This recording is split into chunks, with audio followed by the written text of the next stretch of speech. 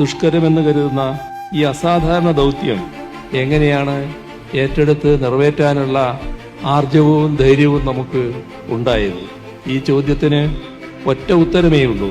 അത് നമ്മുടെ നാടിന്റെ ഒരുമയും ഐക്യവും, ജനസമൂഹത്തിന്റെ മനസാക്ഷിയിലെ മനുഷ്യത്വം, ഇതെല്ലാം ഒത്തുചേർന്നാൽ, അതിനോടൊപ്പം സർക്കാരിനും നിൽക്കാനായാൽ അസാധ്യത്തെ സാധ്യമാക്കാം എന്നതാണ് സത്യം.